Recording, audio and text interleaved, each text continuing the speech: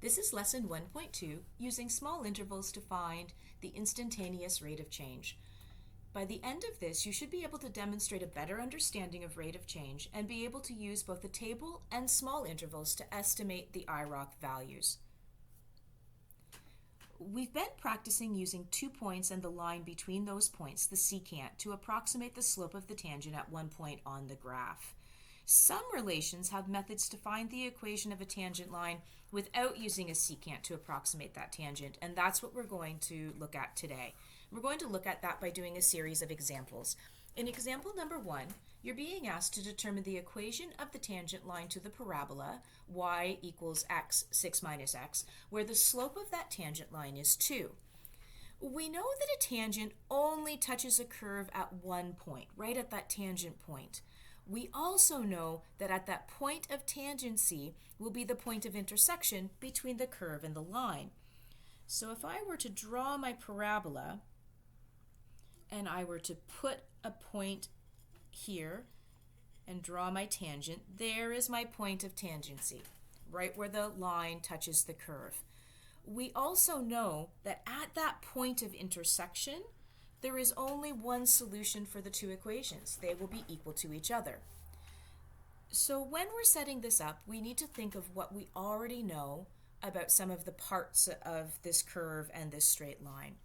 So we know that we have a tangent line that is a straight line that has a slope of 2.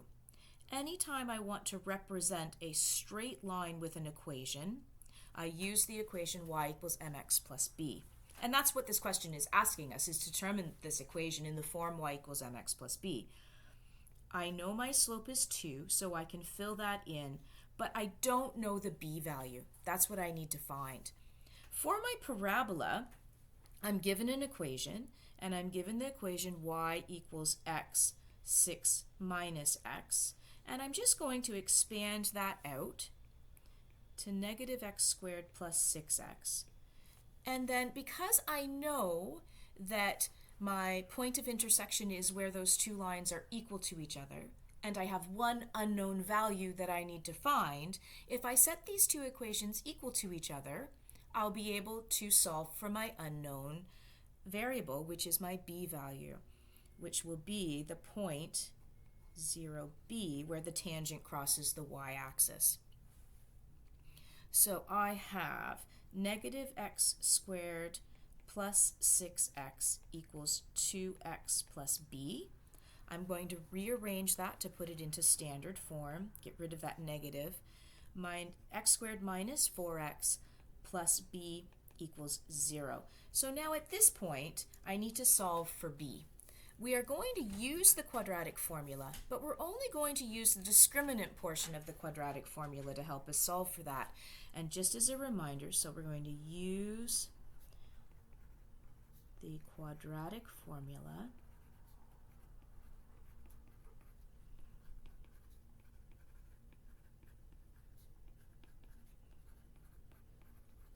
to solve for b. Because I'm really not interested in this point, in finding out the exact value of that point. What I'm being asked to do is find the equation of the line, and to do that I need to know my b value. So really that's why I'm skipping over some of that other stuff. So just as a reminder, if you don't remember, the discriminant portion of the quadratic formula is the part that's underneath the square root, and that part that's underneath the square root is b squared minus 4ac. So we're going to go ahead and we're going to fill in, so if this is our a value, here's our b value, here's our c value. We're going to go ahead and fill those in. So we end up with 16, that would be the negative 4 squared, minus 4 times 1, our a value is 1, times our unknown value of b. We're going to set that equal to 0. And so we now know that 0, or 16 minus 4b, is equal to 0. Rearrange to solve for b, and we end up with a b value of 4. Now that we know that, we can put the pieces back together and create the equation for the tangent line, which will be y equals 2x plus 4.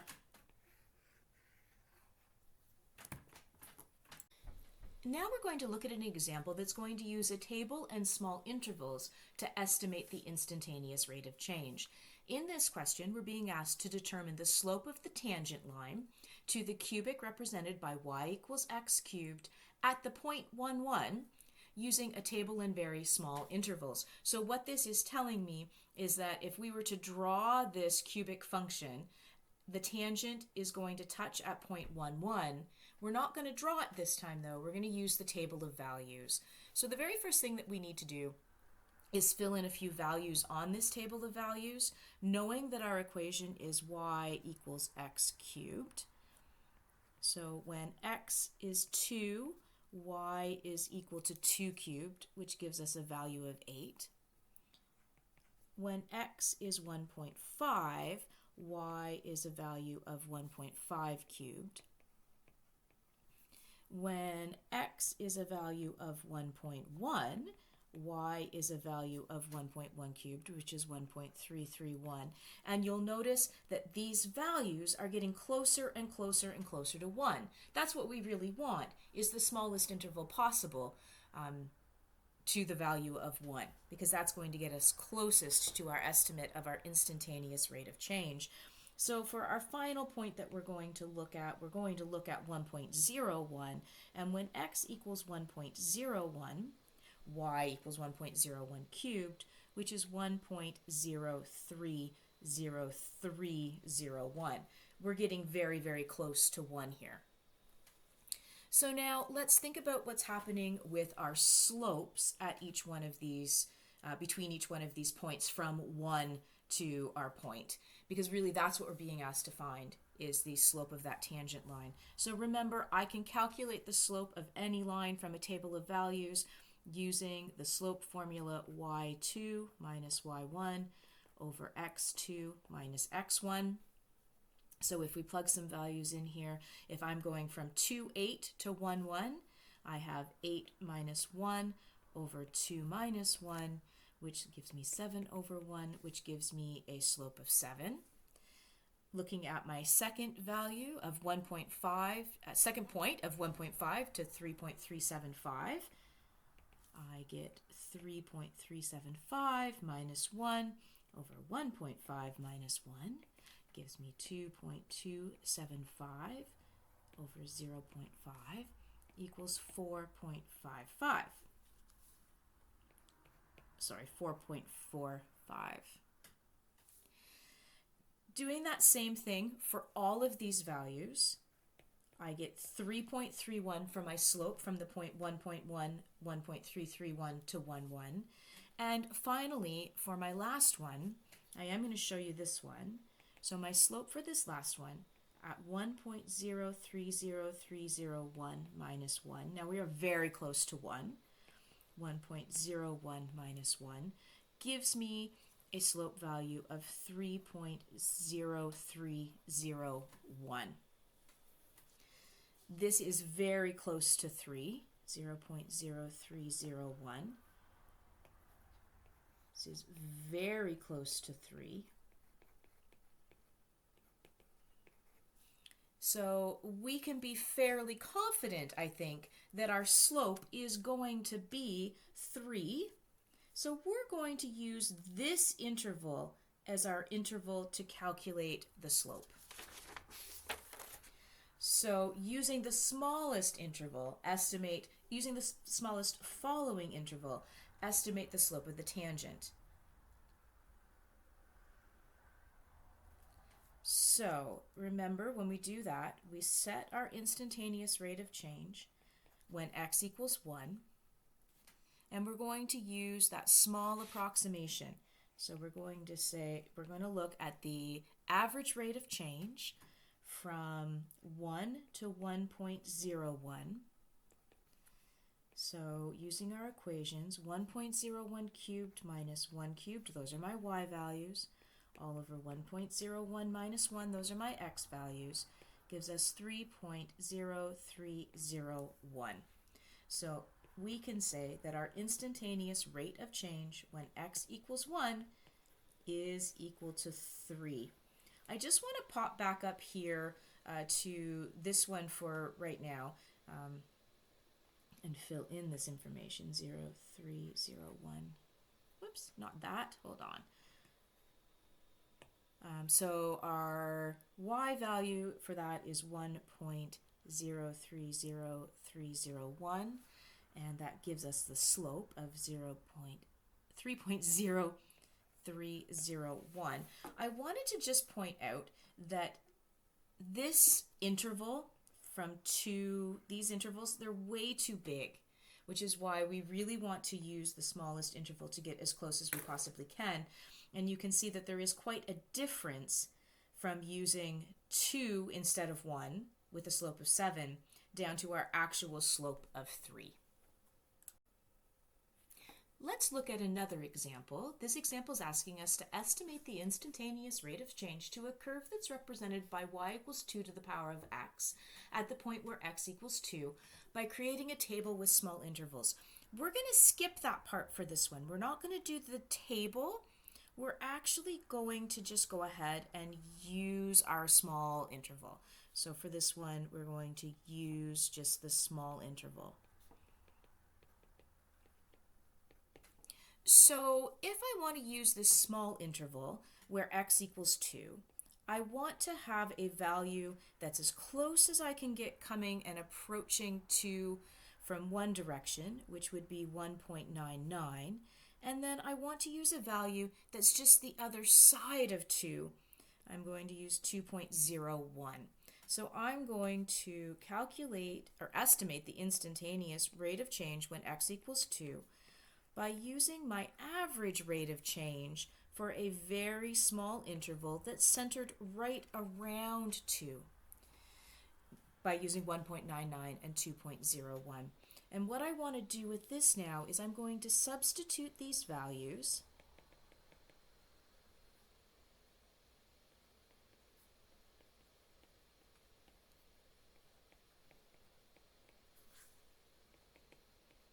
into y equals 2 to the power of x, the same as we have been doing. And then I'm going to use my slope formula to calculate my slope value, to calculate m. So we have 2 raised to the power of 2.01 minus 2 raised to the power of 1.99. Those are my y values, all over 2.01 minus 1.99. We get some very big decimals here, 4.0278 and change, minus 3.9723, going on for quite a while, all over our small interval of 0.02, which gives us an approximate instantaneous rate of change, or an estimated instantaneous rate of change of 2.77. Let's look at one more example. We're going to determine the instantaneous rate of change for the curve that's represented by x squared at the point where x equals 2. So to do this instantaneous rate of change, we're going to use the point where x equals 2. So we need to find out what the y value is. So when x equals 2, y equals 2 squared, which equals 4. Which means we have a point at 2 and 4. And then we're going to also use the smallest following interval, the smallest following interval. So that would be when x is equal to 2.01. When x is equal to 2.01, y is equal to 2.01 squared, which is 4.0401. So here is our next point, 2.01 and 4.0401.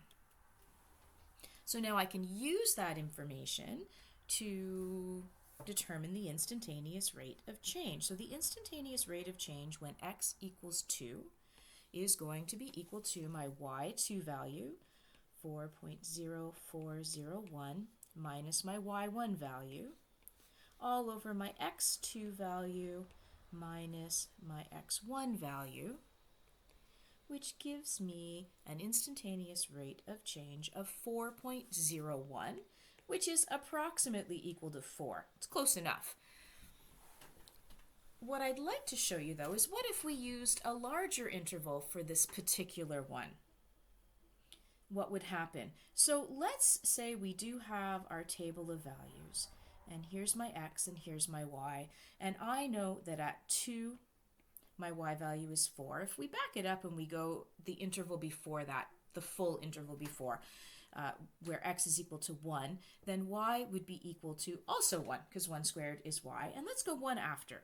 So now if I move from 2 to 3, 3 squared is 9. So now I'm doing this larger interval here. So we're looking at a larger interval. And we're going to take a look and see what happens if now I use the centered interval approach, instead of the smallest interval, and see what happens. So my average rate of change from the interval from 1 to 3 is equal to 3 squared minus 1 squared all over 3 minus 1. That gives me a value of 4. Now, some of you may have noticed in here that what we have going on here is an actual quadratic. So in general, use small centered intervals to find the instantaneous rate of change. That really is the moral of today's story. So in general,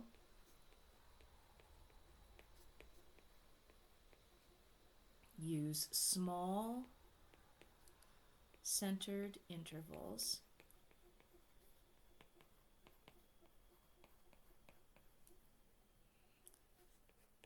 to find the instantaneous rate of change.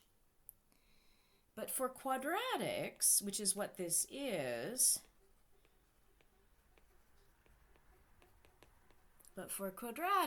any centered interval will give the exact instantaneous rate of change. So any centered interval